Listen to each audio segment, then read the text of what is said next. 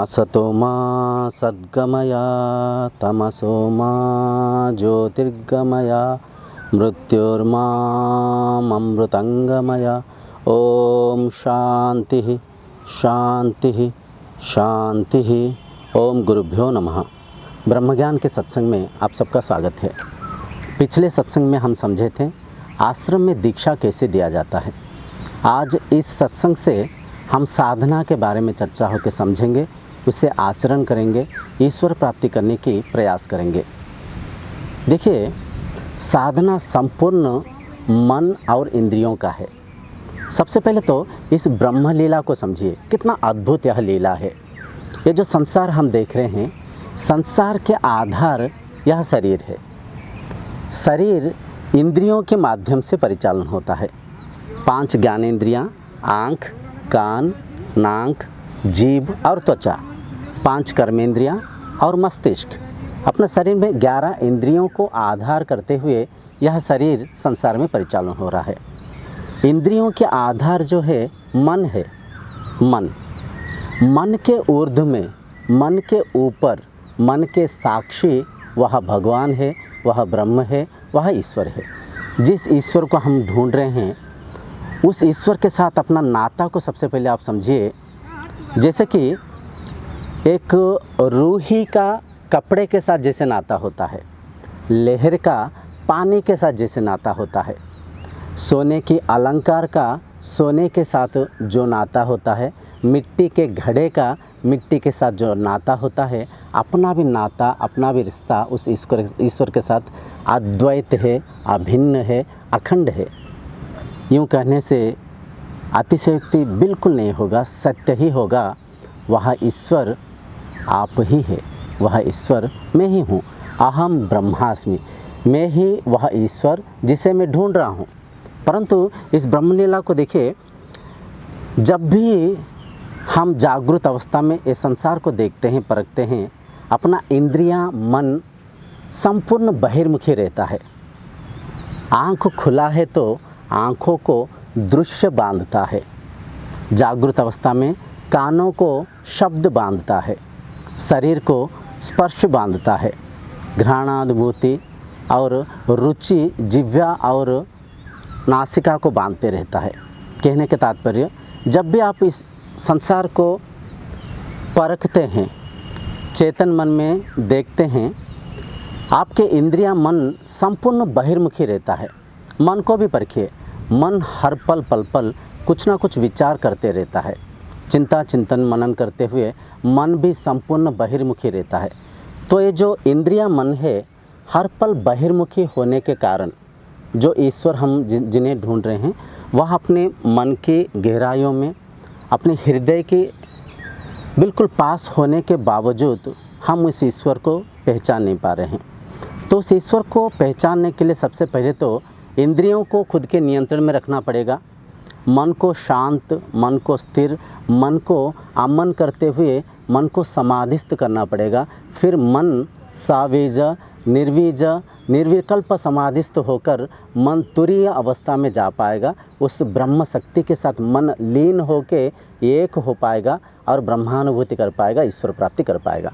तो यहाँ पे इंद्रियां, मन बहिर्मुखी होने के कारण वह ईश्वरीय चेतना को, अपने सत्य स्वरूप को, अपने आत्म तत्व को हम समझ नहीं पा रहे हैं। तो उसके लिए आज से हम साधन चतुष्टय के बारे में चर्चा होके 4 भागों की वह अमूल्य साधना को सबसे पहले हम समझेंगे, उसे जीवन में आचरण करेंगे और ब्रह्मानुभूति करने की प्रयत्न करेंगे। साधन चतुष्टय में जो 4 साधनाएं हैं, सबसे पहले तो विवेक, वैराग्य, समाधि, षट संपत्ति, मुमुक्षत्व। इन 4 साधनाओं में विवेक, वैराग्य को छोड़ के जो तीसरा है समाधि, षट संपत्ति, इसमें 6 साधनाएं हैं। वह इस प्रकार है: शम, दम, उपरति, तितिक्षा, श्रद्धा, समाधान। 6 साधन है। तो कुल मिला के 9 साधनाएं हैं। इन 9 साधनाओं को एक साधना के बारे में हम बड़ा गहराई से चर्चा करेंगे, समझेंगे, परखेंगे और उसे जीवन में आचरण करके ईश्वर प्राप्ति करने के प्रयत्न करेंगे। सबसे पहले साधना आ जाता है विवेक। विवेक को यूँ समझिए, जो दो वस्तु के, दो भौतिक वस्तु पदार्थ के भेद करने वाली मन के उस बुद्धिमत्ता को, मन के वह शक्ति को विवेक कहा जाता है। मन के वह शक्ति, जिस शक्ति को आधार करके हम दो वस्तु के, दो पदार्थ की भेद कर पाते हैं, भला बुरा को परख पाते हैं, आत्मा अनात्म तत्व को समझ पाते हैं। यूँ तो शास्त्रों के अनुसार विवेक को अगर हम समझें, नित्य और अनित्य पदार्थों की भेद को समझने की मन की उस बुद्धिमत्ता को विवेक कहते हैं। नित्य पदार्थ क्या है, अनित्य पदार्थ क्या है। तो इस विवेक साधना में हम क्या करना चाहिए? यूँ समझिए, विवेक साधना में जो भी आप इस संसार में प्राप्त किए हैं, जो भी इंद्रियों की भोग्य विषय है, इस संसार में जो भी आप इंद्रियां मन के द्वारा अनुभव कर पाते हैं, यह तमाम चीज़ें माया है। यह तमाम चीज़ें यहीं पे आपको मिला, यहीं पे आपको छोड़ना पड़ेगा। नित्यम केवलम ब्रह्म, पंचभूतम अनित्यम, पंचभूतम मिथ्या। कहने का तात्पर्य, नित्य केवल वह ब्रह्म है, नित्य केवल आपका आत्म तत्व है, नित्य केवल वह ईश्वरीय शक्ति है। बाकी जो भी चीज़ें, जो भी पदार्थ हम इस संसार में प्राप्त किए हैं, सब कुछ अनित्य है। तो इस सत्य को आपको बिल्कुल ग्रहण करते हुए इस सत्य को मानना पड़ेगा। इस सत्य को आपके मन को समझा पाना चाहिए आपको। इस विवेक साधना में इस संसार में जो भी आप प्राप्त किए हैं, नाते रिश्ते हो सकता है, पद पदवी हो सकता है, धन संपत्ति हो सकता है, जो भी भौतिक वस्तु पदार्थ आप यहाँ पे पाए हैं, वह सारा, वह तमाम चीज़ें यहीं पे मिला और वह तमाम चीज़ों को यहीं पे आपको छोड़ना पड़ेगा। तो छोटे मोटे भौतिक नुकसान से आपको विचलित नहीं होना चाहिए, आपको भयभीत नहीं होना चाहिए। छोटी मोटी नुकसान को लेके आपको टूट नहीं जाना चाहिए। मन में धैर्य को रखना चाहिए, मन में साहस को रखना चाहिए। आप मन में इस सत्य को परखते हुए समझकर विवेकी होकर साधना करना चाहिए। जो भी इस संसार में मैं पाया हूँ, वो पति पत्नियों की रिश्ता हो सकता है, बच्चे हो सकते हैं, माँ बाप हो सकते हैं, पद पदवी जो भी मिला है, वह एक ना एक दिन मुझे यहाँ पे छोड़ना पड़ेगा। तो छोटी मोटी भौतिक नुकसान से भयभीत नहीं होना चाहिए, विचलित नहीं होना चाहिए। धीरे धीरे शरीर को परखते हुए शरीर को समझना चाहिए, इंद्रियों को समझना चाहिए, मन के वृत्ति को समझना चाहिए। तो धीरे धीरे जब मन शांत होगा, स्थिर होगा, मन के ऊर्ध्व में होने वाली उस ब्रह्म शक्ति को पहचान पाएगा, उस ब्रह्म तत्व को, उस नित्य पदार्थ को पहचान पाएगा। तो नित्य पदार्थ को पहचानने के लिए इस संसार में जो भी आप कार्य करते हैं, हर पदार्थ को, हर कार्य को, हर चीज़ को आपको परखते हुए समझना चाहिए। क्या नित्य पदार्थ है, क्या अनित्य पदार्थ है। अनित्य जो भी परिवर्तन हो रहा है, शरीर को देखिए, शरीर बचपन से आज तक लेके कितना आकार आकृति ले रखा है, आगामी दिन में और परिवर्तन होगा। इंद्रियां भी पल पल हर पर परिवर्तन होते जा रहे हैं। मन को अगर आप देखें, मन बचपन में खिलौना के साथ खेल रहा था, खिलौना ही सब कुछ मान रखा था।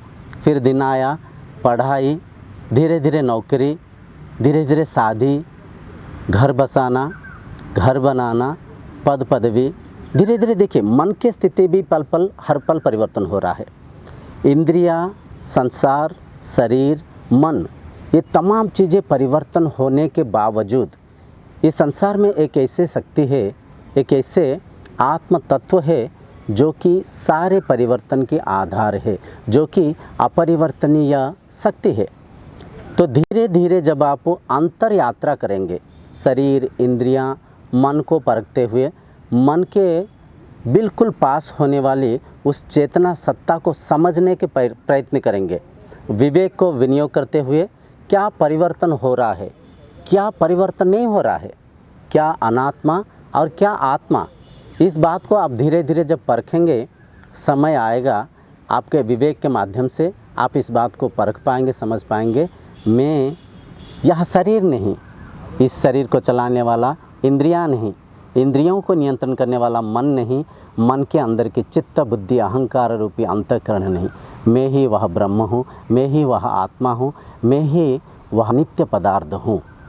तो आज के इस सत्संग को अगर हम निष्कर्ष को समझने के प्रयत्न करें, विवेक वह साधना है नित्य अनित्य पदार्थ के बीच के भेद को परख को समझते हुए अनित्य पदार्थ से वंचित रहना चाहिए, नित्य पदार्थ के साथ जुड़ते हुए अंतर यात्रा करना चाहिए। समय आएगा उस ब्रह्म सत्ता को पहचान पाएंगे, आत्म साक्षात्कार कर पाएंगे, साधना के उद्देश्य जो ईश्वर प्राप्ति वह सिद्धि होगा।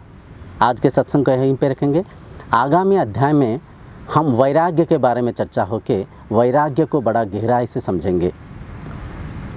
अगले सत्संग तक सर्वे भवन्तु सुखिनः। ओम शांतिर्भवतु।